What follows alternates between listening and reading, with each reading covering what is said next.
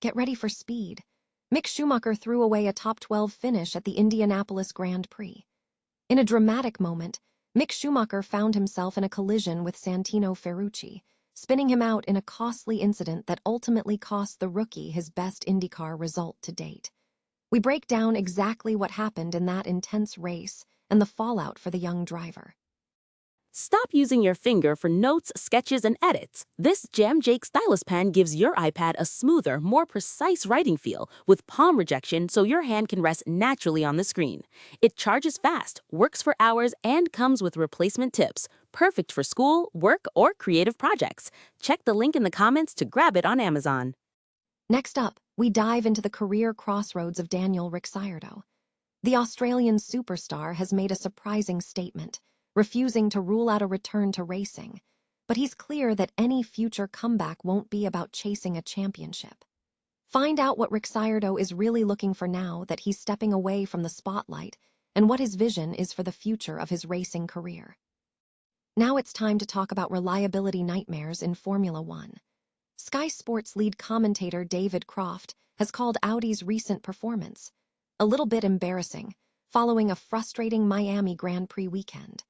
We examine the persistent technical issues plaguing the German marque, including retirements for Nico Hülkenberg and the struggles of Gabriel Bortolito, and what the new racing director is saying about the path forward. And finally, we look ahead at the biggest names in motorsport. The buzz is heating up as reports confirm that Max Verstappen and McLaren are already in serious talks. This could signal a massive shakeup in the sport. Don't miss the full story and stay locked in with us for all the latest breaking news. Mick Schumacher's promising run at the IndyCar Indianapolis Grand Prix ended abruptly after a collision with Santino Ferrucci, costing him a top 12 finish.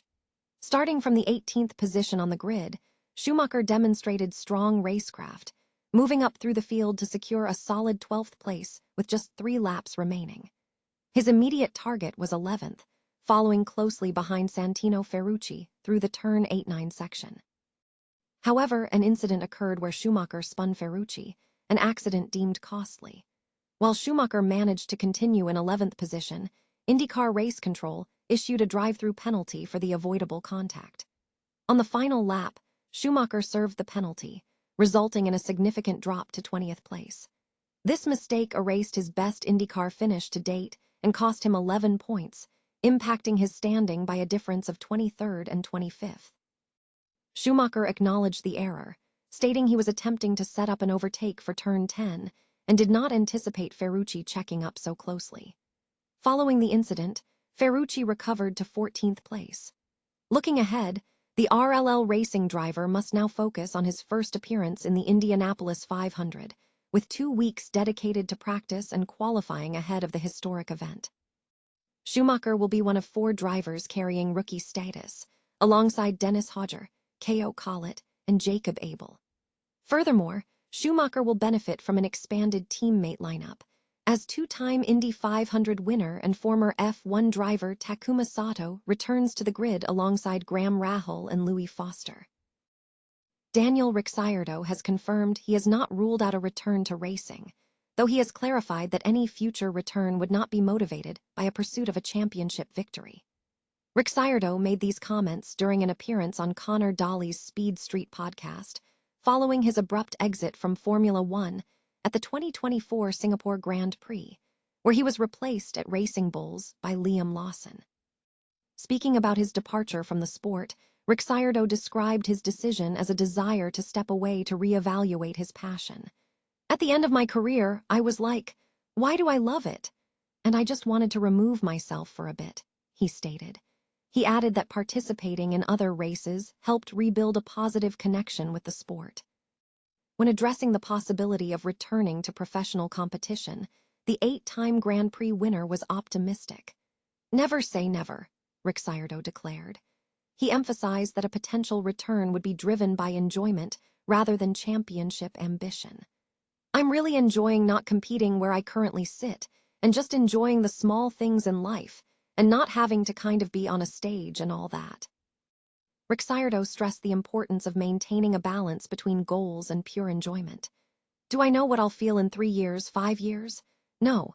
If I was to do something maybe one day, it would definitely be more from a fun aspect than like, I'm chasing some championship aspect, he explained.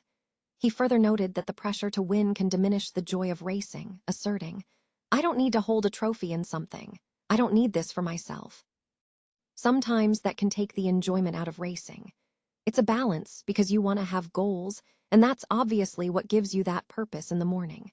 To wake up and push yourself and get in the gym and all that. But sometimes that can also rob some of the joy. I just want to make sure if I was to ever do something again, it's just joyful, and I don't have to prove anything or try to be the best. I just want to have some fun with it. Since leaving Formula One, Ricciardo has focused on developing his Enchanté brand and has served as a brand ambassador for Ford.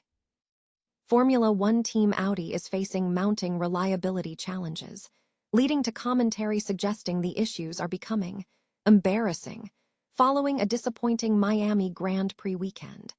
Lead commentator David Croft highlighted a concerning trend across the team's start to the 2026 season, citing multiple technical failures. The reliability concerns have manifested in various ways throughout the opening rounds. At the Australian Grand Prix, teammate Nico Hülkenberg retired before the race began due to a technical issue. In Shanghai, China, Gabriel Bortolito failed to start due to a hydraulics failure, while Hülkenberg ultimately finished the race, but missed out on points with an 11th place finish. The pattern continued in Miami, where Hülkenberg retired early from the sprint race due to a power unit failure.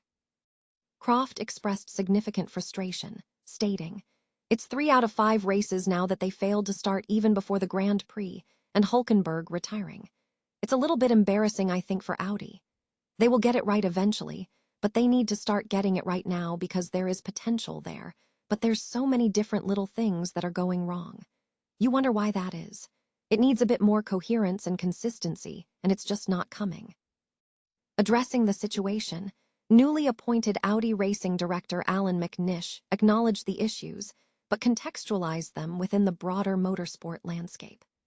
McNish noted that reliability problems are not unique to Audi, pointing out that many power unit manufacturers are experiencing similar difficulties. He referenced the development process, stating that while Audi is learning extensively, they possess a significant understanding of the system, noting that competitors are often still in the early stages of understanding. McNish emphasized the priority. We need reliability, and then we can also start developing in other areas as well. We can improve clearly.